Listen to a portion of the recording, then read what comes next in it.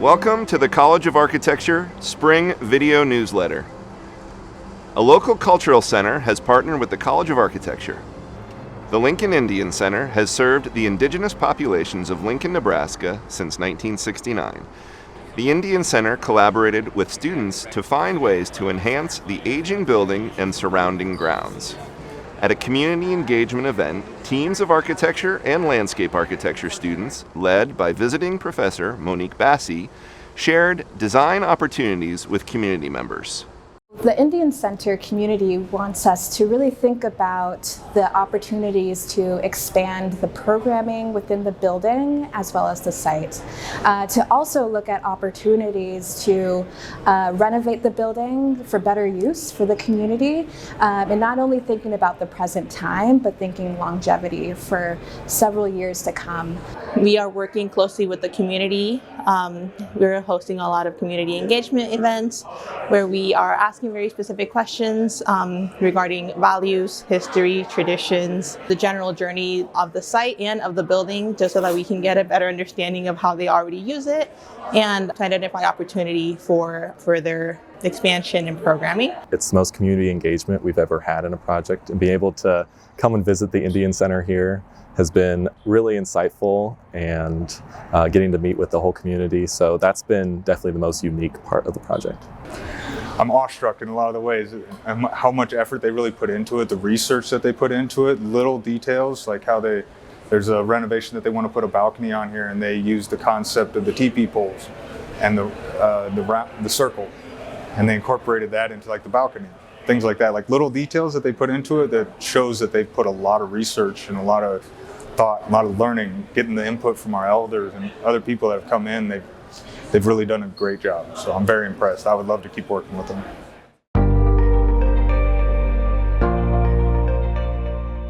A Nebraska town hit hard by historic flooding gets help from the College of Architecture. Extreme flooding in 2019 cut off all roadways to Fremont, turning the town into an island. Community and regional planning students presented their flood hazard mitigation studies to the citizens of Fremont at an open house. The class developed strategies to reduce flood risk and increase public awareness. So we had engaged the university to work on a risk awareness project following the 2019 flooding event, to look at what we knew we didn't know. We've worked with them to provide information on floodplain awareness, and it'll help us with credits for the community rating system. And the more credits you have with the community rating system, the bigger discounts we're able to provide on flood insurance for our area residents. Feels good knowing that the work you're doing actually contributes back to the local economy. Whether you're a resident or not of that community, you are having a direct impact into these people's lives, not just for today, but for the decades to come, the years to come.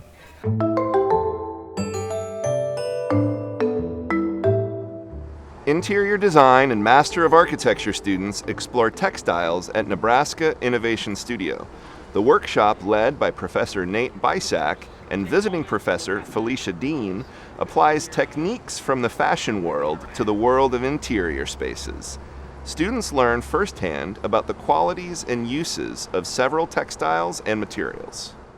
I hope students come out of this with a better understanding of how to use a sewing machine, how to create, use some stitching techniques that can manipulate material in such a way that they start to think about its use in interior space beyond, say, upholstery or the scale of the body, but the ways we can think about using material manipulation techniques to create habitable scale kinds of material experiences in space.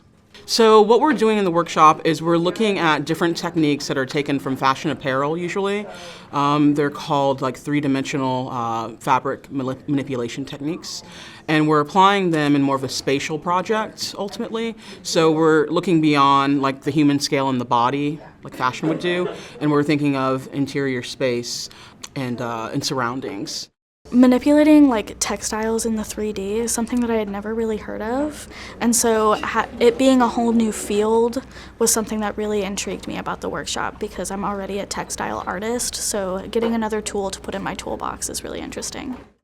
The Textiles Exploration is the first of 3 workshops over the next 3 years, which are made possible by an Angelo Donghia Foundation grant that was awarded to the Interior Design Program.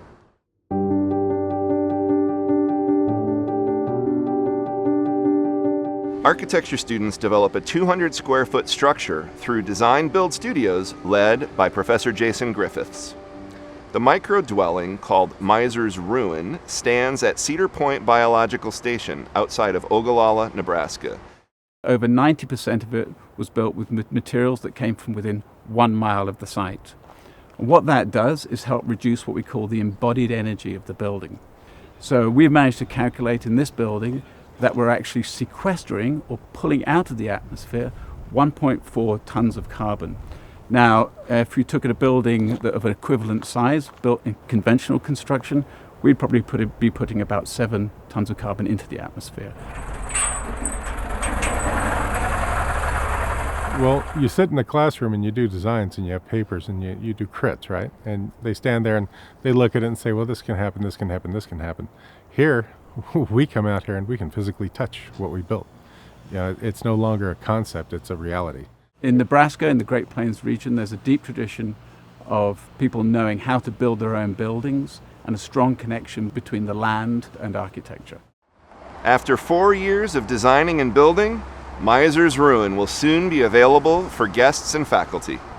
Thanks for watching some of the highlights of our spring 2024 semester.